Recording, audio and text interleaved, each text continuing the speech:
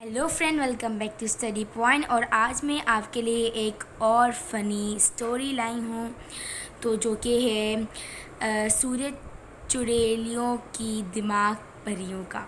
तो चलिए ये फ़नी स्टोरी स्टार्ट करते हैं। नासिर और मोना के वालिद के शहर में काफ़ी बड़ी दुकान थी।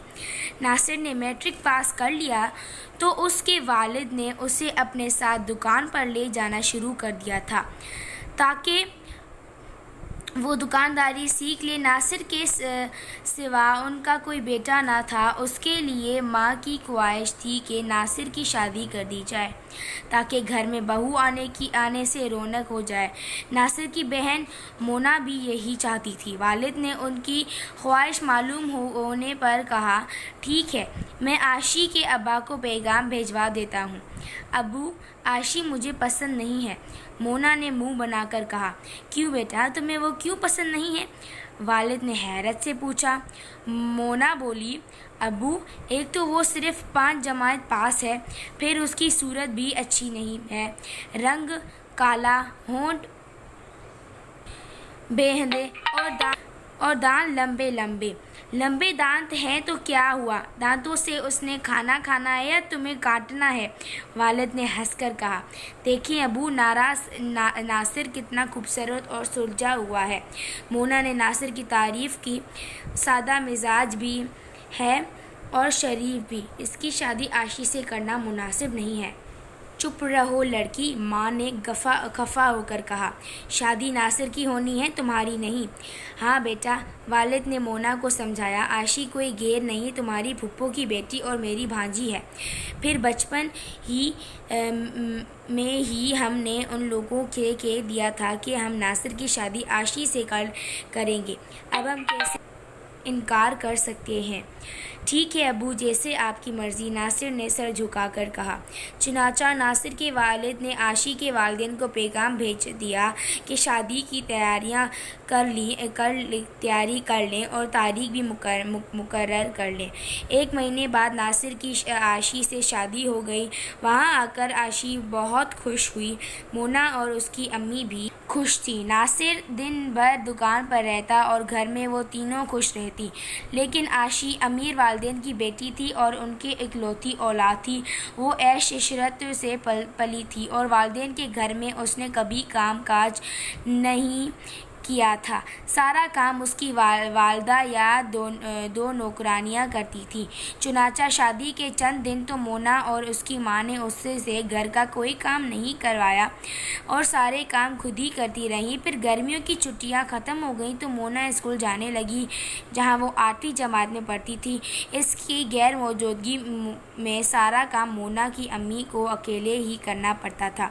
आशी सुबह उठी और नाश्ता करने के बाद नासिर दुकान पर चला जाता तो वो टीवी खोल कर बैठ जाती और दोपहर तक ड्रामे देखती रहती। फिर दोपहर का खाना खा कर अपने कमरे में सो जाती। शाम को उठती और फिर टीवी देखने लगती। उसने मोना की अम्मी का हाथ बटाने की कभी कोशिश न की। 1 हफ्ता और गुजर गया। मोना की अम्मी काम करके थक जाती थी।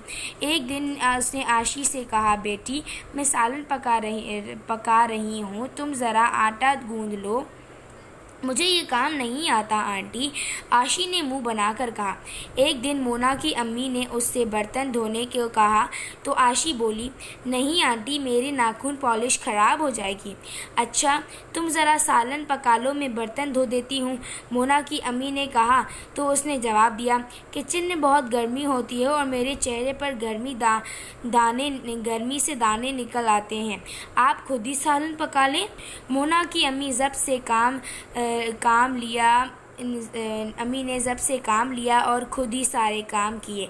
एक रोज़ मोना की अम्मी की तबीयत ख़राब थी, उसे बुखार की भी था और सर्द दर्द भी। इसने आशी से कहा, बेटी, मैं तो आज बीमार हूँ, तुम मेहरबानी करके दोपहर का खाना دوپہر کے لیے کھانا پکا لو۔ آنٹی یہاں آ کر پہلے ہی میرا رنگ کالا ہو گیا ہے، مجھ سے یہ کام نہیں ہوتے۔ آپ کوئی نوکرانی کیوں نہیں رکھ لیتی؟ مونا کی امی چپ ہو گئی۔ دوپہر کے وقت مونا اسکول سے اور اس کے والد دکان سے کھانا کھانے گھر آئے تو کھانا تیار نہیں تھا۔ مونا کے والد نے خفا ہو کر مونا کی امی سے کہا، تم بیمار تھی تو آشی سے کہتی، وہ پکا لیتی، میں تو اس لڑکی سے عاجز آ چکی ہوں۔ مونا کی ماں نے غصے سے کہا، میں نے کئی مرتبہ اسے کام کرنے کو کہا لیکن اس نے ہر مرتبہ بہانہ بنا کر انکار کر دیا۔ کیوں، کیا کہتی ہے؟ مونا کے والد نے پوچھا۔ ارے سورج چڑیلیوں کی دماغ پریوں کا، کبھی کہتی ہے کچن میں کام کرنے سے رنگ کالا پڑ جائے گا، دانے نکل آئیں گے، کبھی یہ بہانہ کر کے جان چھڑا لی کہ آٹا گوندنے سے ناخنوں کی پالش خراب ہو جائے گی، کوئی نوکرانی رکھ لیں۔ مونا کے والد نے آشی کو پیار سے سمجھایا کہ وہ اس گھر کو اپنا گھر سمجھے اور ساس کی طرح گھر کا کام کاج میں حصہ لے تو اسے ہمیشہ یہاں عزت اور سکون ملے گا۔ اپنے گھر کا کام کرنے میں سستی اور غفلت سے پرہیز کرنا چاہیے۔ انہوں نے کافی دیر تک آشی کو سمجھایا اور آشی نے ان کی نصیحتوں کو ذہن نشین کر لیا۔ تو یہ تھی ایک فنی اور مورل اسٹوری کہ ہمیں کام کاج میں مدد کرنی چاہیے دوسروں کی۔ یہ ہیں الفاظ معنی، آپ دیکھ لیں، اگر کوئی پریشانی ہو تو۔ میں ملتی ہوں اپنی اگلی ویڈیو میں، تب تک کے لیے take care and bye bye. لیکن اس سے پہلے آپ کو پتہ ہے کیا کرنا ہے؟ میرے چینل کو سبسکرائب کر کے بیل آئیکن کو آل کر دینا ہے اور لائک کرنا ہے اس ویڈیو کو اور دوسروں تک شیئر بھی کرنا ہے۔ میں ملتی ہوں اپنی اگلی ویڈیو میں، تب تک کے لیے take care and bye bye.